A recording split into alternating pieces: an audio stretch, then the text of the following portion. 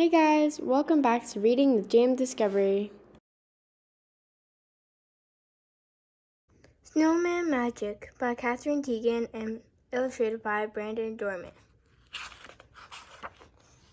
Snowman Magic by Katherine Tegen, illustrated by Dorman.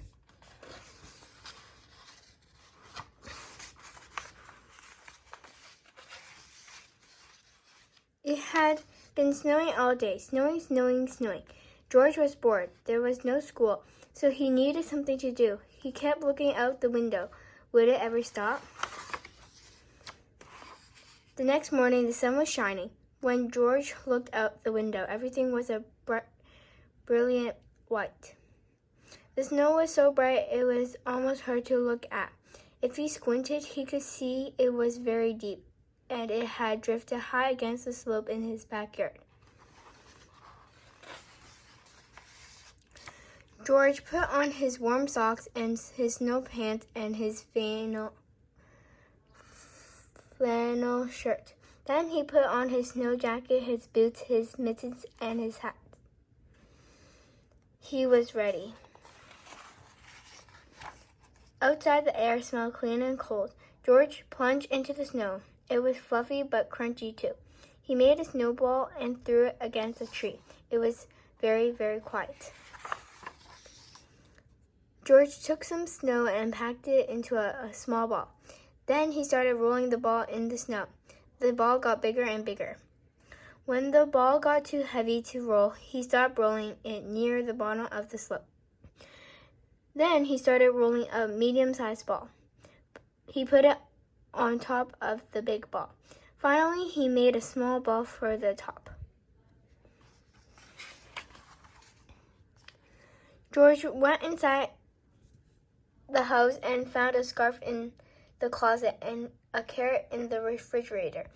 In the old days, his mother told him people used to take pieces of coal and use them to make eyes, but there wasn't any coal in George's house, so he found 2 buttons and brought them outside with the scarf and the carrot.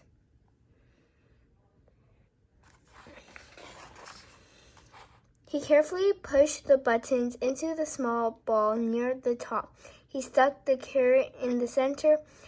He found a few small twigs and used them to make a mouth. He wrapped the scarf between the top ball and the middle ball, and he found 2 branches to stick into the sides of the middle ball. It was a perfect snowman. George turned his head. He thought he saw the snowman smiling at him. Could it be?